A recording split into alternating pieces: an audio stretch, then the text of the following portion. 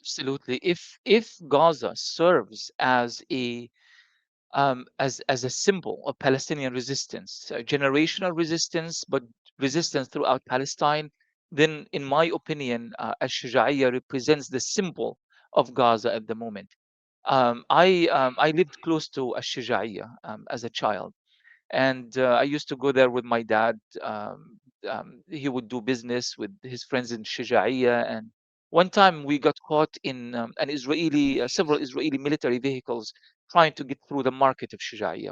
And I was inside the restaurant with my dad, and what I saw was absolutely incredible.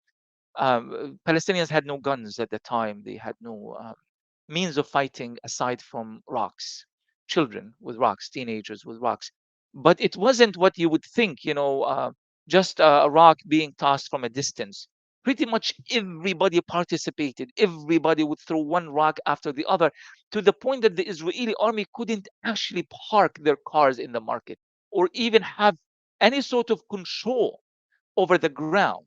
I mean, imagine we are not we're not talking about very strong martial artist fighters training for years for this moment. We are talking about kids with rocks, and the Israeli military would zoom through Shuja'iyya, one jeep after the other, and even then, each jeep will be hit with 100 rock at the time. It was the Israeli soldiers who were in panic, and the Palestinian youth who were in control. And again, we're talking about trucks. Imagine when the second generation, since then, it's been a second generation of children in Shijaiya have been trained how to use weapons that they have made themselves underground, Yasin 105 and the like. And they are actually able to stand in these very streets and meet with that very army. Imagine what kind of combat.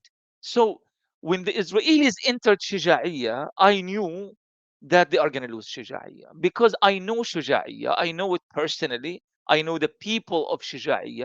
By the way, the most kind and generous Palestinians are in Shuja'iyya. If you walk around in Shuja'iyya and they know you're a stranger, everybody is going to try to feed you lunch and give you coffee and free gifts. They're very, very kind people, but they are very tough people as well. My I write in history. My academic thesis is about people's history. So it's the history from the ground up, grassroots history. And the reason I did that is because of places like Shijaiya. Because military analysis also always tells us those with the bigger guns always win. Those with the more soldiers win. Those with the bigger tanks win. But people's history tells us no. You could have a small gun, you can be much fewer in number. But if you have the determination, the steadfastness, the strength, the collective decision to withstand and fight back, you could win. And as a result, I decided to change my perception of history entirely and look at the history of, or what we call history from below. And so when you look at Shuja'iyya from a history from below perspective, you're going to find that this is a very, very different place in terms of battles, in terms of the history of the battles. Shuja'iyya has fought, believe it or not, against crusaders who came from Europe nearly 1,000 years ago.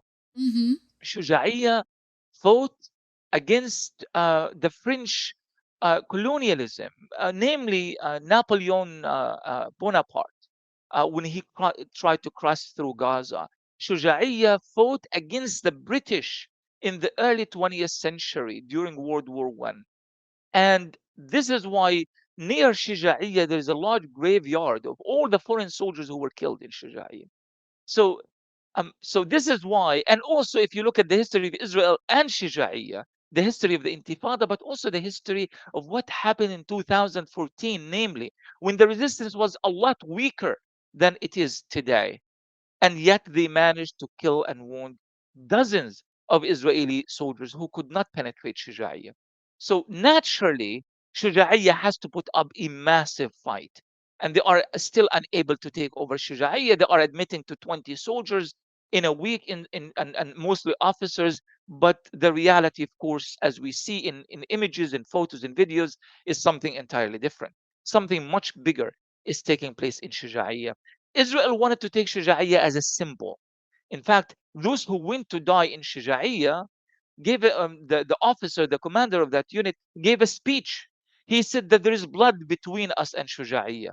They have killed many of our soldiers of this same Gulani brigades in 10 years ago, less than 10 years ago.